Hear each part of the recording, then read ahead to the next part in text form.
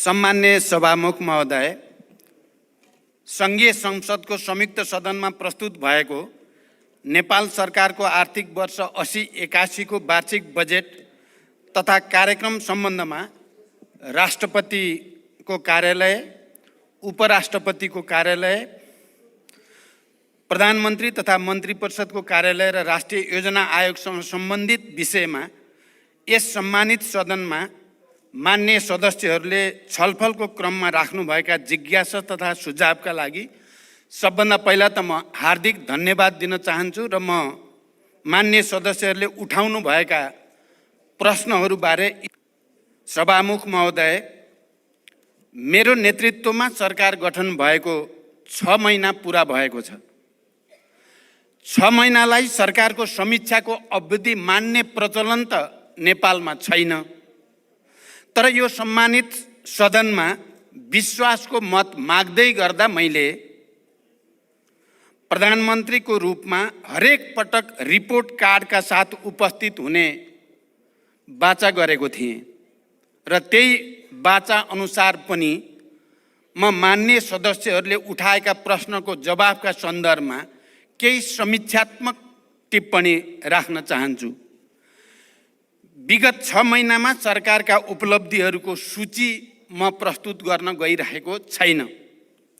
मन्त्रालयहरूले त्यो सूची तयार गरेका पनि छन् र यसबीचमा अत्यन्त लोकतान्त्रिक र उत्साहजनक ढङ्गले राष्ट्रपति र उपराष्ट्रपतिको निर्वाचन सम्पन्न भएको छ।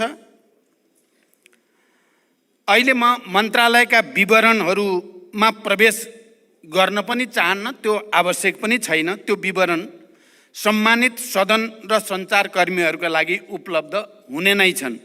म सरकारका उपलब्धि, सोच र गन्तव्यलाई मात्रै संक्षिप्तमा उल्लेख गर्न चाहन्छु। सम्मान्य सभामुख महोदय, यो सम्मानित सदनले मलाई सरकारको नेतृत्व दिँदै गर्दा देशमा गम्भीर आर्थिक सङ्कटको स्थिति र एउटा भाष्य बनेको थियो। आम रूपमा नेपालको नियति श्रीलङ्काको जस्तै हुने भयो। यो भाष्य बौद्धिक वर्गमा मात्र सीमित थिएन, आम नागरिकसम्म पनि पुगेको थियो। टेलिभिजन र मोबाइलका स्क्रिनहरूमा छाइरहेको श्रीलङ्काको तस्बिरले सिङ्गो देशलाई आशंकित र एक हदसम्म त्रसित पनि बनाएको थियो। जतिसुकै निराशावादी पनि श्रीलङ्काको दुःस्वप्नबाट जागिसकेको छ, किनकि यसबीचमा अर्थतन्त्र केही जागेको छ अहिले। किनकि म यसलाई सरकारको उपलब्धिमा मात्र सीमित गर्न चाहन्न, यसलाई मैले राष्ट्रकै उपलब्धिको रूपमा उल्लेख गर्न चाहन्छु। अहिले सबैजसो आर्थिक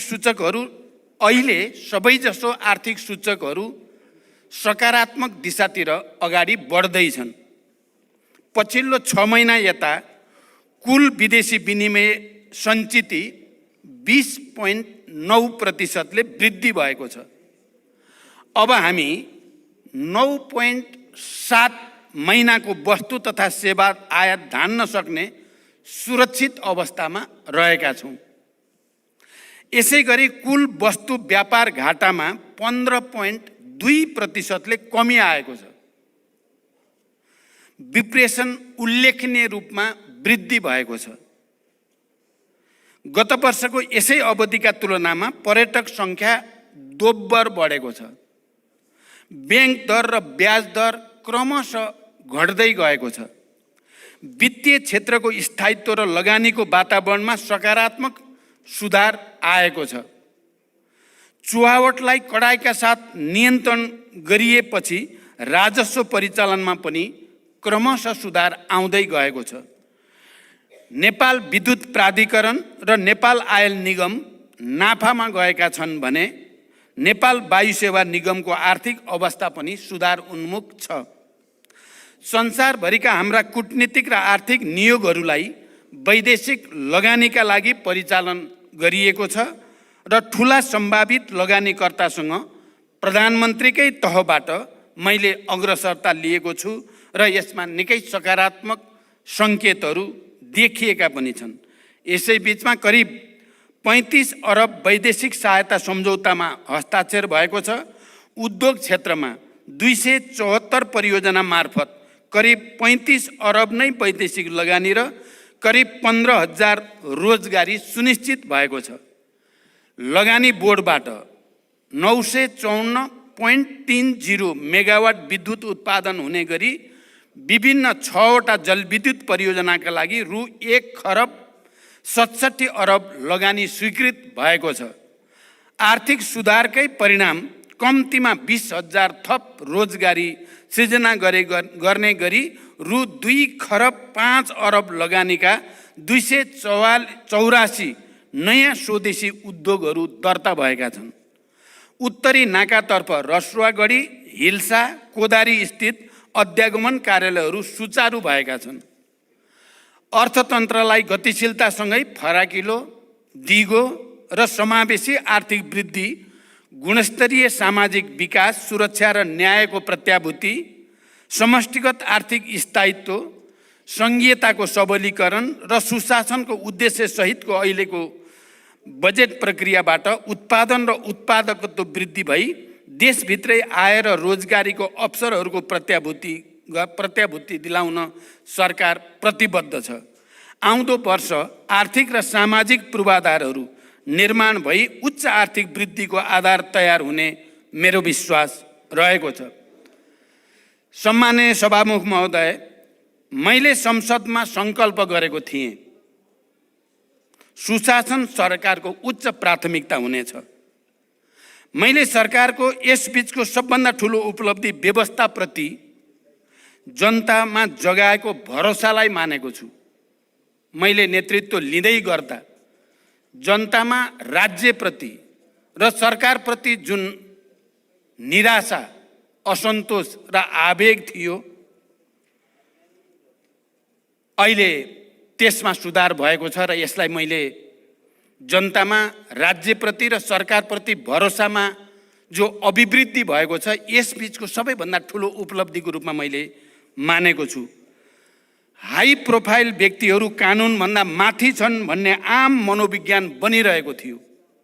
त्यसले जनतामा ठुलो आक्रोश जन्माइ पनि रहेको थियो। त्यो असन्तोषले लोकतन्त्रप्रति नै नकारात्मक धारणा बनिरहेको थियो र नक्कली भुटानी शरणार्थी प्रकरणमा सरकारले गरेको इतिहासकै ठुलो अनुसन्धान र कारबाहीपछि जनतामा विश्वास जाग्न सुरु भएको छ। नक्कली भुटानी शरणार्थी काण्डको सफल अनुसन्धानबाट सरकारले कानुनको सर्वोच्चता मात्र प्रमाणित गरेको छैन, लोकतन्त्रको सर्वोच्चता पनि स्थापित भएको छ। लोकतन्त्रभित्र देखा पर्ने समस्याको समाधान पनि लोकतन्त्रबाट नै प्राप्त हुन्छ भन्ने एउटा ऐतिहासिक मापदण्ड यो पटक राम्रोसँग स्थापित भएको छ। उच्च पदस्थहरू र देशको एउटा वर्ग कानुनभन्दा माथि छ भन्ने निराशावादी मान्यता गलत प्रमाणित हुँदै गएको छ। यो काण्डको सफल अनुसन्धानसँगै अब लोकतन्त्रको सर्भिसिङ र शुद्धिकरण पनि सुरु भएको छ।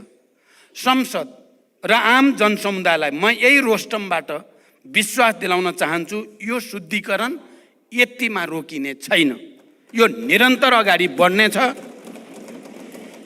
हिजोबाट प्रधानमन्त्री निवास नै निल्न खोज्ने ललिता निवास काण्डका अभियुक्तहरू पक्राउ पर्न थालेका छन्। मिटर ब्याजी र सहकारीका ठगहरूमाथि कारबाही सुरु भइसकेको छ। वर्षौंदेखि विकृतिको डुङ्गुर सफा गर्ने सुशासनको यो लडाईँमा मलाई सदन र जनताको अझ धेरै समर्थनको आवश्यकता रहेको मैले महसुस गरेको छु र यो लडाईँमा मलाई सदनको पनि र आम जनताको पनि अझ ठुलो हौसला र सहयोग प्राप्त हुने विश्वास पनि म व्यक्त गर्न चाहन्छु। म सङ्कल्प गर्दछु कि कुनै पनि मूल्यमा विकृतिका विरुद्धको यो लडाईँ अगाडि बढाइनेछ। लोकतन्त्रसँग आफ्ना विकृति सच्याउने सामर्थ्य पनि रहन्छ र सरकार त्यो दिशामा दृढतापूर्वक अगाडि बढेको छ र बढिरहनेछ, म यो विश्वास दिलाउन चाहन्छु। सम्माननीय सभामुख महोदय, पछिल्ला निकै वर्षदेखि किसानले कहिल्यै समयमा मल पाएनन्। मलको हाहाकार हरेक वर्ष समाचारका स्थायी शीर्षक बन्दै आए, तर परिस्थिति भने खासै बदलिएन।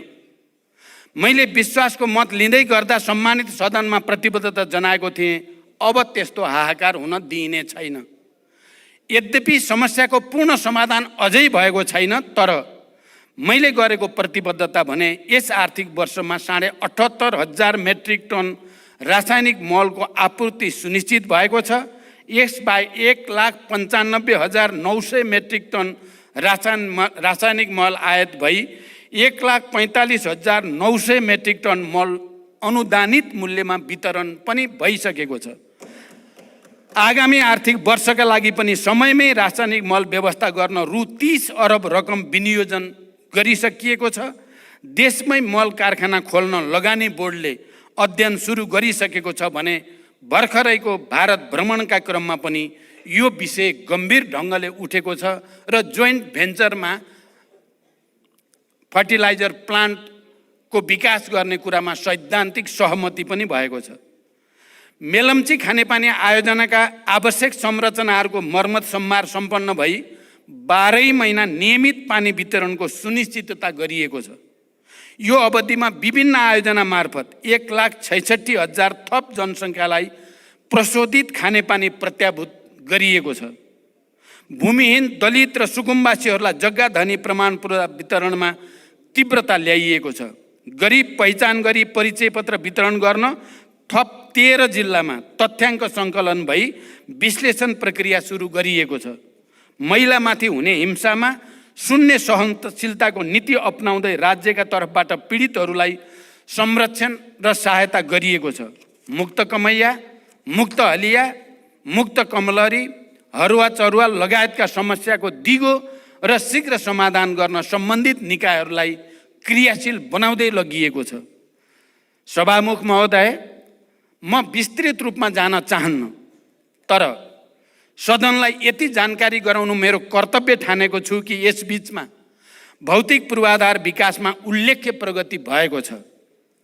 408 मेगावाट विद्युत उत्पादन क्षमता थपिएको छ। थप 3% जनसङ्ख्यामा विद्युतको पहुँच पुगेको छ भने विद्युतमा 100% जनताको पहुँच हुने सबै आधार तयार भएको छ। राष्ट्रिय स्तरका विकास आयोजना कार्यान्वयनमा देखिएका नीतिगत तथा अन्तर्निकाय समन्वय लगायतका समस्या समाधान गर्न 7 प्रदेशका मुख्यमन्त्री सहित राष्ट्रिय विकास समस्या समाधान समितिको बैठक सम्पन्न भएको छ र दिगो विकासका लागि लक्ष्यका सूचकहरूको पुनरावलोकन गरिएको छ र भने विकास सम्बन्धी बेग्लै कानुन निर्माणको प्रक्रिया अगाडि बढेको छ। अन्तर प्रदेश समन्वय परिषदको बैठक डाकिएको छ र त्यसमा समन्वयलाई अझ सुदृढ गर्ने प्रक्रिया अगाडि बढाइँदैछ। भर्खरको मेरो औपचारिक भारत भ्रमण सफल भएको छ। भ्रमणमा नेपाल र भारत बीच 10 वर्षमा 10,000 मेगावाट विद्युत निर्यात गर्ने गरी दीर्घकालीन विद्युत व्यापार सम्झौतामा प्रारम्भिक हस्ताक्षर भइसकेको छ। यो देशका लागि अत्यन्त ऐतिहासिक र दूरगामी महत्त्वको सम्झौता हो भन्ने कुरामा देशमा कुनै विमति हुन सक्दैन। त्यही क्रममा फुकोट कर्णाली 480 मेगावाट र तल्लो अरुण 669 मेगावाट निर्माण गर्ने विषयमा समाजदारी प्रस्तावमा हस्ताक्षर भएको छ भने बुटोल गोरखपुर प्रसारण लाइन 400 केबी को शिलान्यास भएको छ। नेपाल र बङ्गलादेशका बीचमा विद्युत निर्यात गर्न नेपाल, भारत र बङ्गलादेश बीच विद्युत बिक्री सम्झौता हुने प्रक्रियामा अगाडि बढेको छ। तेस्रो देशसँग विद्युत निर्यातको बाटो खोल्ने यो प्रक्रिया नेपालको आर्थिक विकासमा ठुलो कोसेढुङ्गा साबित हुनेमा म विश्वस्त छु। मलाई लाग्छ सिङ्गो राष्ट्र पनि यसमा विश्वस्त भइ नै सकेको छ। सम्माननीय सभामुख महोदय, हरेक वर्ष हामी समाचार पढ्थ्यौँ र बडो हैरान पनि हुने गर्थ्यौँ। शैक्षिक सत्रको आधा समय बितिसक्दा पनि विद्यार्थीले पाठ्य पुस्तक पाएनन्। तर यसपटक भने तिनै सञ्चार माध्यममा हामीले हुम्लादेखि ताप्लेजुङसम्मका दुर्गम जिल्लाका सामुदायिक विद्यालयमा शैक्षिक सत्र सुरु हुनु अगावै पाठ्य पुस्तक पुगेको समाचार पढ्न पायौँ। भर्नाकै दिन भर्नाकै दिन कलिला विद्यार्थीहरूले मुस्कुराउँदै किताब समातेका सुन्दर तस्बिर पनि हामीले अहिले समाचार पत्रहरूमा देख्न र पढ्न पायौँ। केही महिना अघिसम्म विद्यार्थीहरू नो अब्जेक्सन सर्टिफिकेट लिन भक्तपुरको सानो ठिमेमा मध्यरातदेखि कम्बल बोकेर लाइनमा बसेका समाचार आउने गर्दथे। विदेशमा पढ्न हिँडेका युवा विद्यार्थीमा त्यो यातनाले व्यवस्था र अवस्थाप्रति पक्कै पनि वितृष्णा जगाउने गर्दथ्यो। अहिले त्यो सर्टिफिकेट आफ्नै मोबाइलमा प्राप्त गर्न सकिने भएको छ र विद्यार्थीहरूमा एउटा नयाँ आशा, भरोसा र हौसला बढेको छ। राहदानी लिन त्यस्तै सकस थियो। बिचौलियालाई हजारौँ तिरेर र हप्तौँ लाइन बसेर ठुलो प्रतीक्षापछि मात्र राहदानी हात पर्ने गर्दथ्यो। अहिले राहदानी विभाग अगाडि भिड छैन। आवेदन दिन अब कुनै बिचौलिया चाहिँदैन।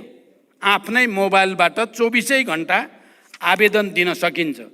पछिल्ला 7 महिनामा मात्रै 18,431 विद्युतीय राहदानी वितरण भएको छ। त्यसै गरी राष्ट्रिय परिचय पत्रमा पनि ठुलो सुधार आएको छ। पुस 11 सम्म दैनिक 7,000 को सङ्ख्यामा छपाई हुने परिचय पत्र अहिले 2 शिफ्टमा 15,000 को सङ्ख्यामा छापिरहेको छ। 53 जिल्लामा 554 स्थानीय तहमा अभियान सञ्चालन गरी करिब 1,30,00,000 नागरिकको विवरण सङ्कलन गरिसकिएको छ। बढी भिडभाड हुने जिल्ला प्रशासन कार्यालयमा टाइम कार्ड एवं टोकन प्रणाली लागू गरिएको छ। अध्यागमन कार्यालयहरूमा अध्यागमन सूचना प्रणाली नेपाल पोर्ट लागू भएको छ भने हस्तलिखित भिसाको सट्टा QR कोड सहितको सिस्टम जेनेरेटेड भिसा लागू गरिएको छ र विद्युतीय सवारी चालक अनुमति पत्र प्रणाली थप 5 वटा यातायात व्यवस्था कार्यालयहरूमा लागू भएको छ। विभिन्न सरकारी कार्यालयहरूबाट निश्चित सार्वजनिक बिदाका दिनमा समेत सेवा प्रवाहको व्यवस्था गरिएको छ। कागज मुक्त, नगद मुक्त र लाइन मुक्त देश निर्माणका लागि मैले यसबीचका सुधारलाई साङ्केतिक तर निकै दूरगामी महत्त्वका निर्णय ठानेको छु। सार्वजनिक शिक्षा र स्वास्थ्य सरकारको उच्च प्राथमिकतामा छ। सरकारी, सामुदायिक तथा निजी अस्पताललाई कुल शय्याको 10% विपन्न, असहाय, बेवारिसे, बिरामीको निःशुल्क उपचारको लागि प्रदान गर्नै पर्ने व्यवस्था हुँदैछ। यसले लाखौँ गरिब परिवार लाभान्वित हुनेछन् भन्ने मेरो विश्वास छ। दुर्गम क्षेत्रमा ज्यान जोखिममा परेका गर्भवती तथा सुत्केरी महिलाहरूको सुरक्षित हवाई उद्धारलाई बढाइएको छ। कैलालीको गेटामा शहीद दशरथचन्द्र स्वास्थ्य विज्ञान विश्वविद्यालय खोल्ने निर्णय भइसकेको छ। लुम्बिनी प्रदेशमा नेपाल विज्ञान तथा प्रविधि प्रज्ञा प्रतिष्ठानको विशिष्टीकृत अनुसन्धान केन्द्र बन्दैछ। भरतपुर अस्पताल र भेरी अस्पताललाई चिकित्सा विज्ञान राष्ट्रिय प्रतिष्ठानको आङ्गिक अस्पतालको रूपमा सञ्चालन गर्ने निर्णय कार्यान्वयनमा गइ नै सकेको छ। तिलगङ्गा अस्पताललाई मानित विश्वविद्यालय बनाउने निर्णय भइसकेको छ र सरकारी अस्पतालहरूको स्तरोन्नतिसँगै नयाँ मेडिकल कलेजहरू थपिँदै गएका छन्। सरकारले प्रदान गर्दै आएका अत्यावश्यक औषधिहरू राज्यका तर्फबाट नै उत्पादन गरी औषधिमा आत्मनिर्भर बन्न नेपाल औषधि लिमिटेड मार्फत तत्कालका लागि 18 प्रकारका औषधि उत्पादनको तयारी भइरहेको छ। स्वास्थ्य सम्बन्धी समस्या सम्बन्धमा परामर्श दिन टेलिमेडिसिन सेवा सुरु भइसकेको छ। आविष्कार, अनुसन्धान र नवप्रवर्धनलाई प्रोत्साहन र प्रवर्धन गर्न छुट्टै कोषको व्यवस्था गरिएको छ। रैथाने शिल्पकला तथा संस्कृति तथा पशुपति हिन्दू विश्वविद्यालय स्थापना तयारीका लागि प्रक्रिया पनि अगाडि बढ्दैछ। मित्र राष्ट्र टर्कीमा गएको विनाशकारी भूकम्पमा सहयोग स्वरूप स्वास्थ्य उपकरण, न्यानो कपडा, बेबी फुड लगायतका 22 टन राहत सामग्री पठाइएको छ। नेपालसँग कूटनीतिक सम्बन्ध स्थापना गरिएका देशको सङ्ख्या 181 पुगेको छ। प्रतिनिधि सभामा 7 र राष्ट्रिय सभामा 2 गरी 9 वटा विधेयक दर्ता गरिएका छन्।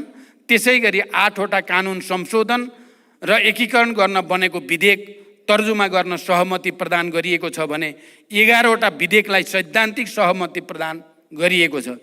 विभिन्न विषयका 17 वटा नियमावली, 3 वटा गठनादेश र 5 वटा निर्देशिकाको तर्जुमा सहमति प्रदान गरिएको छ। सभामुख महोदय, संसदको पहिलो सम्बोधनमा मैले सङ्कल्प गरेको थिएँ वैदेशिक रोजगारीमा गएका दिदीबहिनी दाजुभाइहरूलाई माथि राज्यको उपेक्षा अब अन्त गरिनेछ। वैदेशिक रोजगारीलाई सुरक्षित सम्मानित बनाउन यसबीचमा केही महत्त्वपूर्ण र दूरगामी कामहरू भएका छन्। वैदेशिक रोजगारीमा गएका करिब 2 लाख नागरिक केही महिनाकै बिचमा सामाजिक सुरक्षा कोषमा जोडिनु आफैमा एउटा ऐतिहासिक उपलब्धि हो। यसरी आबद्ध व्यक्तिको कदाचित भवितव्यबाट निधन भएमा परिवारलाई पेन्सन र सन्तानलाई शैक्षिक वृत्तिको व्यवस्था गरिएको छ। वैदेशिक रोजगारीलाई अब धेरै हदसम्म झन्झट र बिचौलिया मुक्त बनाइँदै लगिएको छ। श्रम स्वीकृति र पुनः श्रम स्वीकृतिका क्रममा श्रमिकहरूले झेल्दै आएको शास्ति अन्त्य गरिएको छ। पुरै अवधिका लागि श्रम स्वीकृति प्रदान गर्ने र पुनः श्रम स्वीकृतिका लागि नेपाल आउनुपर्ने बाध्यताको अन्त्य गरी विदेशबाट नै अनलाइन प्रणालीबाट स्वीकृति प्राप्त हुने व्यवस्था मिलाइएको छ। यो आफैमा विदेशमा रहेका दिदीबहिनी दाजुभाइहरूको लागि एउटा ठुलो राहत बन्न गएको छ। यसै गरी 753 वटै स्थानीय तहका रोजगार सेवा केन्द्र मार्फत श्रम स्वीकृति सम्बन्धी सेवा प्रदान गरिएको छ। श्रमिकका गुनासो, ठगी र अन्य समस्याहरूलाई तत्परताका साथ सम्बोधन गर्न विदेश स्थित नियोगमा श्रम सम्बन्धी बेग्लै सम्पर्क व्यक्ति तोकिएको छ। श्रम तथा रोजगार मन्त्रालयमा 24 घण्टा गुनासो सुन्ने गरी श्रम कल सेन्टर सञ्चालनमा ल्याइएको छ र त्योसँगै ऱ्यापिड रेस्पोन्स टास्क फोर्स गठन गरिएको छ। यो अवधिमा वैदेशिक रोजगारीको क्रममा मृत्यु भएका 1094 जना मृतकका कामदार परिवारलाई करिब 58 करोड राहत उपलब्ध गराइएको छ। अङ्गभङ्ग भएका 312 कामदारलाई 9 करोड सहयोग प्रदान गरिएको छ। यसबीचमा विदेशी भूमिमा समस्यामा परेका 156 जना नागरिकको उद्धार गरिएको छ। रोजगारीका क्रममा अशक्त भएका कामदारका सन्ततिलाई छात्रवृत्ति स्वरूप 2,33,74,000 रुपियाँ सहयोग उपलब्ध गराइएको छ। सम्माननीय सभामुख महोदय, राष्ट्रिय गौरव लगायत सबै विकास आयोजनालाई छिटो सम्पन्न गर्न निर्देशन र अनुगमन गरिनुका साथै प्रक्रियागत झन्झट हटाउन गम्भीर पहल सुरु गरिएको छ। नतिजाका आधारमा पुरस्कृत र दण्डित दिने नीति लिई आयोजना प्रमुखहरूलाई जिम्मेवार बनाइएको छ। जनयुद्ध तथा विभिन्न जनआन्दोलनका घाइते तथा अपाङ्गहरूको निःशुल्क उपचार, सम्मान तथा जीविकोपार्जनसँग जोडिएका समस्या हल गर्न नीतिगत तयारी अगाडि बढाइएको छ। नेपाल नागरिकता पहिलो संशोधन विधेयक 2079 सम्माननीय राष्ट्रपतिबाट प्रमाणीकरण भई कार्यान्वयनमा आएको छ। यो सँगै अब नेपाली नागरिक आमाबाट नेपालमा जन्म भई नेपालमा नै बसोबास गरेको र बाबुको पहिचान हुन नसकेको व्यक्तिले वंशजको आधारमा नेपालको नागरिकता प्राप्त गर्ने संवैधानिक अधिकार सुनिश्चित भएको छ। गैर आवासीय नेपालीहरूलाई आर्थिक, सामाजिक तथा सांस्कृतिक अधिकार सहितको गैर आवासीय नेपाली नागरिकता प्राप्त गर्ने बाटो पनि खुला भएको छ। नेपाल राजपत्रमा प्रकाशित हुन बाँकी रहेका 8,471 सहितको नामावली नेपाल राजपत्रमा प्रकाशित गरिएको छ। रसुवागढी, हिल्सा, कोदारी स्थित अध्यागमन कार्यालयहरू सुचारू भएका छन्।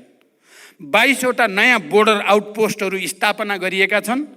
पोखरा क्षेत्रीय अन्तर्राष्ट्रिय विमानस्थल सञ्चालनमा आएको छ। गौतम बुद्ध अन्तर्राष्ट्रिय विमानस्थलबाट अन्तर्राष्ट्रिय उडानको नियमित गर्ने सम्बन्धमा कार्ययोजना तयार भएको छ। खेलकुद क्षेत्रको विकासका लागि सदन प्रयासका साथै नेपाली क्रिकेट टिमका प्रशिक्षक तथा खेलाडीहरूलाई नगद प्रोत्साहन उपलब्ध गराइएको छ। सभामुख महोदय, आज यो अवसरको उपयोग गरेर म अपिल गर्न चाहन्छु, केही हुँदैन, अवस्था बदलिनेवाला छैन भन्ने हीन भावनाबाट माथि नउठेसम्म यो देशले आफैमाथिको विश्वास फर्काउन सक्दैन। आज म यो अवसरको सदुपयोग गर्दै म विशेष रूपले अपिल गर्न चाहन्छु, केही हुँदैन, अवस्था बदलिनेवाला छैन भन्ने हीन भावनाबाट माथि नउठेसम्म यो देशले आफैमाथिको विश्वास फर्काउन सक्दैन। म दोस्रो पटक प्रधानमन्त्री हुँदा देशमा 18 घण्टासम्म लामो लोड सेडिङ थियो भन्ने कुरा हामी कसैले बिर्सेका छैनौँ। केही महिनामै हामीले लोड सेडिङ मुक्त उज्यालो नेपाल बनायौँ र आज केही वर्षमै भारत र बङ्गलादेशलाई समेत बिजुली बेच्ने ठाउँमा हामी आइपुगेका छौँ। दृढ इच्छा शक्तिका साथ पहल गर्यो भने धेरै चिज हुन सक्छ भन्ने कुराको यो ठोस सबुत हो। पेट्रोलियम पदार्थको आयात न्यून बनाएर 10,000 मेगावाट बिजुली निर्यात गर्ने उत्साहजनक बिन्दुमा हामी आज आइपुगेका छौँ र यति उज्यालो भविष्यको यति नजिक, देशको यति उज्यालो भविष्यको यति धेरै नजिक हामी यसअघि कहिले पनि थिएनौँ। तर सामाजिक सञ्जालका चित्रहरूले राष्ट्रका प्राथमिकताहरूलाई विषयान्तर गरिरहेको भान हुन्छ।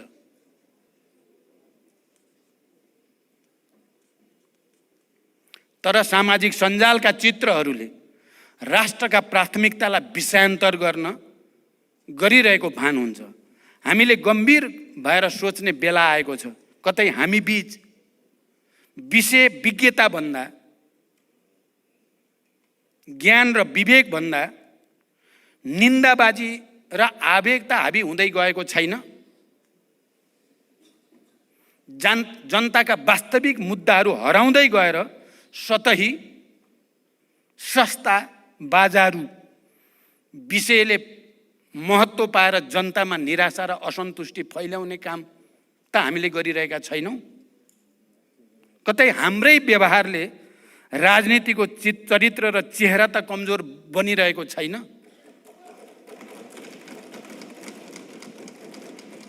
यो सत्य हो। लोकतन्त्र अब भावनात्मक आधारले मात्रै सुदृढ हुँदैन, त्यसलाई तथ्यात्मक आधार चाहिन्छ।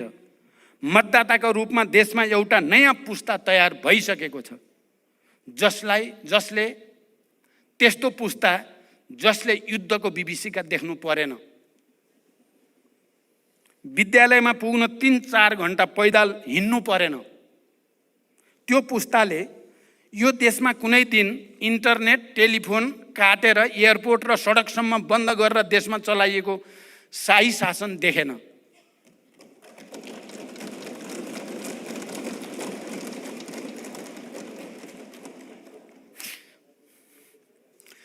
सञ्चार गृहमै पसेर वर्दीधारीहरूले सम्पादकहरूलाई के छाप्ने, के देखाउने, के सुनाउने भनेर निर्देशन दिन्थे भन्ने इतिहास पनि आज सोसियल मिडियामा उन्मुक्त पुस्तालाई थाहा छैन।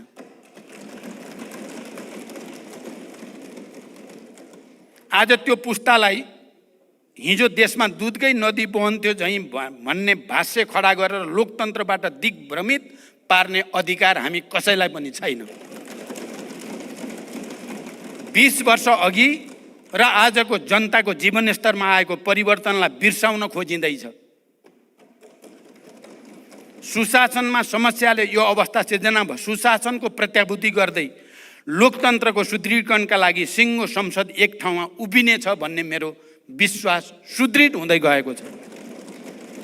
हाम्रो सार्वजनिक बहसको स्तर खस्किँदैछ।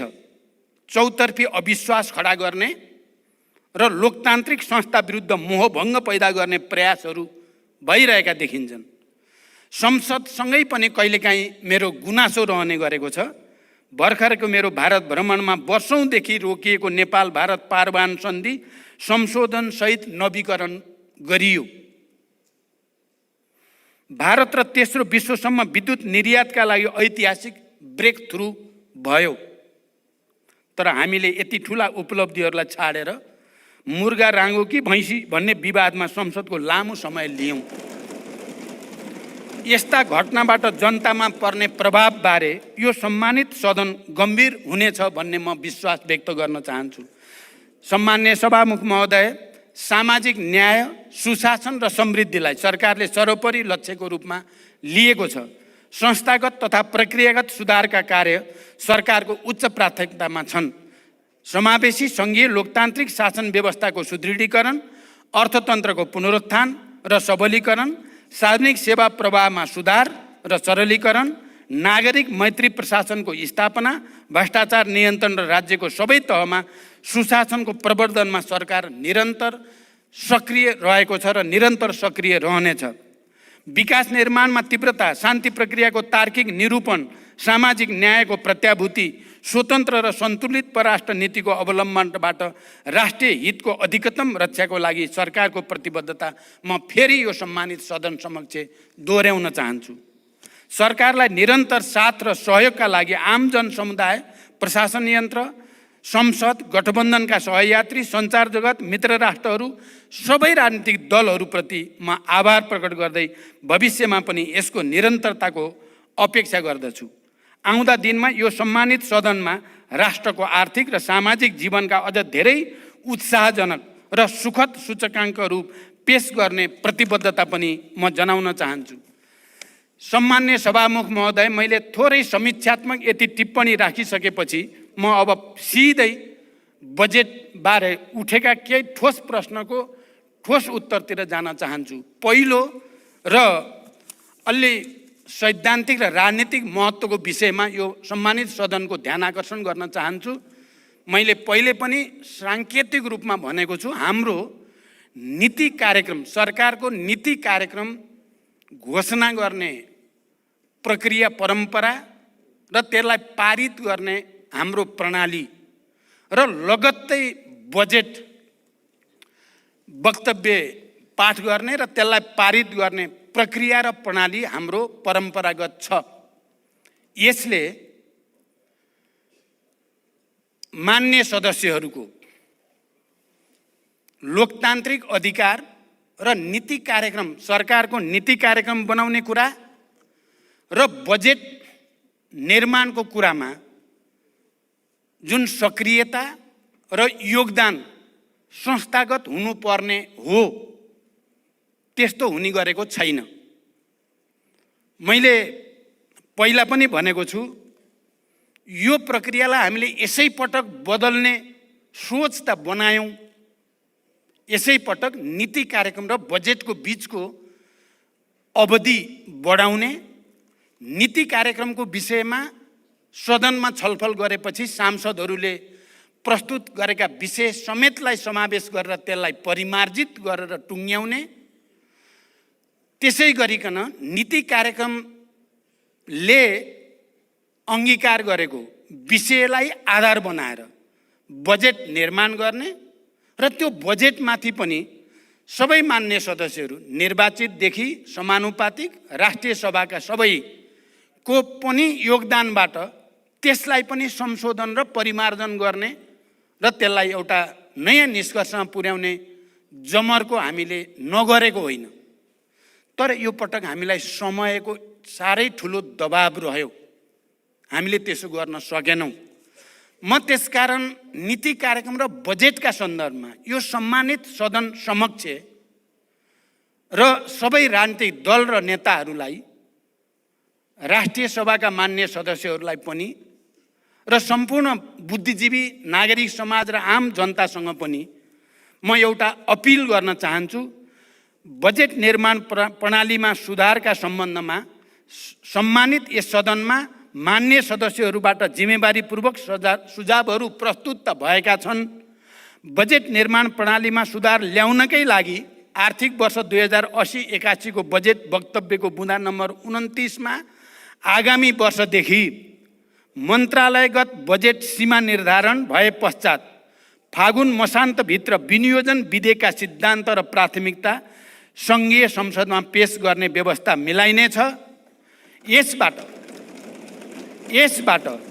विनियोजन विधेयकका सिद्धान्त र प्राथमिकता उप पर्याप्त छलफल गरी मान्य सदस्यहरूबाट प्राप्त मार्गदर्शन र सुझावका आधारमा यथार्थपरक बजेट तर्जुमा गर्न सघाउ पुग्ने विश्वास लिएको छ भन्ने विषय प्रस्तुत गरेको छु। बजेट निर्माणमा सांसदको कुनै पनि भूमिका नभएको आजसम्मको बजेट निर्माण गर्ने प्रणालीलाई परिवर्तन गर्दै आगामी वर्षदेखि बजेट निर्माण गर्ने कार्यमा प्रतिनिधि सभाका प्रत्यक्ष निर्वाचित सांसदको संयोजकत्वमा सम्बन्धित क्षेत्रका अन्य सांसदहरू समानुपातिक समेत राष्ट्रिय सभाका पनि सांसदहरू समेतको सल्लाह अनुसार बजेट निर्माण गर्ने परिपाटी सुरु गर्ने सम्बन्धमा सम्मानित सदनमा प्रतिबद्धता व्यक्त गर्दछु र यसमा सबैको सहयोगको निम्ति म हार्दिक अपिल र अनुरोध पनि गर्न चाहन्छु। यसले हाम्रो असफल भइसकेको विकास प्रक्रियालाई, नीति कार्यक्रम र बजेट निर्माण प्रक्रियालाई सुधार गर्नेछ र त्यसले देशलाई नयाँ गति दिनेछ भन्ने म विश्वास पनि व्यक्त गर्न चाहन्छु। संविधानमा व्यवस्था भएका मौलिक हकको संरक्षण र कार्यान्वयन गर्नु राज्यको प्रमुख दायित्व हो। नागरिकले प्रत्यक्ष महसुस गर्ने गरी संविधानमा उल्लेखित मौलिक हकको कार्यान्वयन गर्न सरकार सदैव अग्रसर छ। यसका लागि आवश्यक कानुनहरूको तर्जुमा गरिनुको साथै सरकारको आवधिक योजना तथा वार्षिक कार्यक्रम मार्फत कार्यान्वयनमा जोड दिएको बेहोरा यस सम्मानित सदनमा जानकारी गराउन चाहन्छु। संविधानत नेपालको राष्ट्रिय एकताको प्रतीकका रूपमा सम्मानित राष्ट्रपति संविधानको पालक र संरक्षक मानिएको छ। सम्मानित राष्ट्रपति संस्थाले नेपालको संविधान, सङ्घीय कानुन एवं नेपाल सरकार मन्त्री परिषदको सिफारिस समेतका आधारमा नेपाली जनताको सर्वोत्तम हित र कल्याणका लागि संविधान र सङ्घीय कानुन बमोजिम कार्य सम्पादन गर्दछ। राष्ट्रपतिले आफ्नो पदीय काममा सहयोग पुर्याउन राष्ट्रपति र उपराष्ट्रपतिको पारिश्रमिक तथा सुविधा सम्बन्धी ऐन 2074 मा बढीमा 7 जना विज्ञ नियुक्त गर्न सक्ने कानुनी व्यवस्था भए पनि 5 जना विज्ञ मात्र नियुक्त भई कार्यरत हुनुहुन्छ। म यो जानकारी गराउन चाहन्छु। प्रधानमन्त्री तथा मन्त्री परिषदको कार्यालयको सुधारको सम्बन्धमा मान्य सदस्यहरूले दिनुभएको सुझाव सान्दर्भिक र महत्त्वपूर्ण रहेका छन्। नेपाल सरकार कार्यविभाजन नियमावली अनुसार यस कार्यालयले मुख्यतः नेपालको शासन व्यवस्थाको सामान्य निर्देशन, नियन्त्रण र सञ्चालन तथा सङ्घ, प्रदेश र स्थानीय तहको समन्वय र सहजीकरण गर्ने, सरकारी निकायका काम कारबाहीको समन्वय, अनुगमन र सहजीकरण, सुशासन प्रवर्धन एवं प्रशासनिक सुधार जस्ता महत्त्वपूर्ण जिम्मेवारी वहन गर्दै आएको छ। नेपालको संविधान बमोजिम प्रधानमन्त्री र मन्त्री सामूहिक रूपमा सङ्घीय संसदप्रति उत्तरदायी हुने र आफ्नो मन्त्रालयको कामका लागि व्यक्तिगत रूपमा प्रधानमन्त्री र संसदप्रति उत्तरदायी रहने व्यवस्था रहेको छ। प्रत्येक विभागीय मन्त्री र आफ्नो मन्त्रालयको कार्यप्रति प्रधानमन्त्रीप्रति समेत उत्तरदायी रहेर कार्य सम्पादन गरिरहेको जानकारी पनि म गराउन चाहन्छु। मन्त्रालयका काम कारबाही प्रधानमन्त्रीसँगको समन्वयमा नै सम्पादन भइरहेका छन्। सबै मन्त्रालय तथा निकायहरूलाई उपलब्ध स्रोत साधनको सीमाभित्र रही सन्तुलित विभाजनको प्रबन्ध गरिएको छ। प्रधानमन्त्री तथा मन्त्री परिषदको कार्यालयको भूमिका र कार्यक्षेत्रलाई थप प्रभावकारी बनाउन रणनीतिक योजना तयार गरी सङ्गठन तथा व्यवस्थापन सर्वेक्षणको कार्य अन्तिम चरणमा पुगेको जानकारी गराउन चाहन्छु। रणनीतिक योजना र सङ्गठन तथा व्यवस्थापन सर्वेक्षण प्रतिवेदनका आधारमा प्रधानमन्त्री तथा मन्त्री परिषदको कार्यालयको पुनर्संरचना गरिनेछ। राष्ट्रिय अनुसन्धान विभाग, सम्पत्ति शुद्धिकरण अनुसन्धान विभाग, राजस्व अनुसन्धान विभाग लगायतका निकायहरूको कार्य सम्पादन प्रभावकारिताका सम्बन्धमा मान्य सदस्यहरूले देखाउनु भएको चासोप्रति म सकारात्मक छु र आफ्नो तर्फबाट त्यसमा सुधारको निम्ति पहल गर्ने विश्वास पनि दिलाउन चाहन्छु। योग्यता, क्षमता र निकायगत कार्य प्रकृतिको आधारमा प्रधानमन्त्री तथा मन्त्री परिषदको कार्यालयका साथै मन्त्रालय, निकायमा सचिव लगायत सबै कर्मचारीहरूको पदस्थापन तथा सरुवा गर्ने व्यवस्था मिलाइएको छ। कर्मचारीलाई उत्प्रेरित गराउँदै कार्य सम्पादन स्तरका आधारमा आफ्नो कामप्रति उत्तरदायी बनाउने र प्रोत्साहन तथा दण्डको नीति लिइएको छ। मैले सरकारका उच्च पदस्थ पदाधिकारीहरूलाई जनताप्रति उत्तरदायी भई कार्य सम्पादन गर्न कडा निर्देशन दिँदै आएको छु। कुनै अमुक निकायमा पदस्थापन तथा सरुवा भई जान जोडबल गर्ने र कुनै निकायका पदहरू लामै समयसम्म रिक्त रहने परिपाटीको छिटै अन्त्य गरिँदैछ। प्रधानमन्त्री तथा मन्त्री परिषदको कार्यालयमा रहेको एक्सन रुमको प्रयोग गरी राष्ट्रिय गौरवका तथा ठुला आयोजनाको नियमित अनुगमन गर्ने र प्रदेशसँग समन्वय गर्न सुरुवात गरिएको छ। आज बिहान मात्रै पनि मैले यसै प्रविधिको प्रयोग गरी एक्सन रुमको प्रयोग गरी आज बिहान मात्रै मैले सुनसरी मरिन डाइभर्सन र बबई डाइभर्सन आयोजनाको हेडवर्क्सको अनुगमन गरेँ र त्यो प्रभावकारी हुने विश्वास पनि महसुस गरिएको छ। सङ्घीय मन्त्री परिषद अझै सानो बनाउनुपर्छ भन्ने मान्यज्यूहरूको सुझावमा म आफू सहमत छु। यस विषयमा संसदमा रहेका सबै राजनीतिक दलबीच छलफल गरेर साझा सहमति निर्माण गर्न आवश्यक छ। राष्ट्रिय योजना आयोगलाई सरकारको विशिष्टीकृत संस्थाको रूपमा विकास गर्दै यसको भूमिका थप प्रभावकारी बनाउन पुनर्संरचना गर्ने तयारी रहेको पनि म जानकारी गराउन चाहन्छु। सार्वजनिक सेवा वितरण प्रणालीमा देखिने जनताका गुनासोलाई सम्बोधन गरी सार्वजनिक सेवालाई थप जिम्मेवार बनाउन तथा आम नागरिकका समस्यालाई समयमै सम्बोधन गर्न प्रधानमन्त्री तथा मन्त्री परिषदको कार्यालयमा 2068 कार्तिक 17 गतेदेखि हेलो सरकार सञ्चालनमा आएको हो। नागरिकका गुनासा सिधै प्रधानमन्त्रीसम्म पुग्ने र तत्काल सम्बोधन हुने गरी एक संयन्त्र हुनुपर्छ भन्ने अवधारणामा यो आधारित रहेको छ। पछिल्लो समयमा सामाजिक सञ्जाल र नागरिक एपको माध्यमबाट प्राप्त हुने गुनासो पनि सम्बोधन भइरहेको यहाँहरूलाई अवगत गराउन चाहन्छु। विद्युतीय पोर्टल मार्फत नेपाल सरकारका सबै मन्त्रालय, केन्द्रीय निकाय तथा तिनै तहका सार्वजनिक निकायहरूको काम कारबाहीका बारेमा प्राप्त हुने जनगुनासोको व्यवस्थापन गर्न प्रभावकारी देखिएको यो प्रणाली सुसञ्चालनका लागि स्रोत साधनको अभाव हुन दिइने छैन। सम्पत्ति शुद्धिकरण र आतंकवादी क्रियाकलापमा वित्त परिचालन विश्वव्यापी समस्याको रूपमा रहेको छ। विश्वव्यापी सम्पत्ति शुद्धिकरण र आतंकवादका बीच वित्त परिचालनबारे निगरानी गर्ने संस्था फाइनेन्सियल एक्सन टास्क फोर्सले तय गरेका 40वटा परिसूचकका आधारमा रहेर एसिया पेसिफिक ग्रुपसँगको सहकार्यमा नेपालको पारस्परिक मूल्याङ्कनको कार्य भइरहेको छ। यस संस्थाको निकट भविष्यमा नै हुने बैठकमा सम्पत्ति शुद्धिकरण निवारण र आतंकवादी क्रियाकलापमा वित्त परिचालनका सम्बन्धमा नेपालले गरेका कार्यहरूको प्रगतिबारे प्रस्तुत गरी अन्तर्राष्ट्रिय समुदायलाई आश्वस्त गराइँदैछ।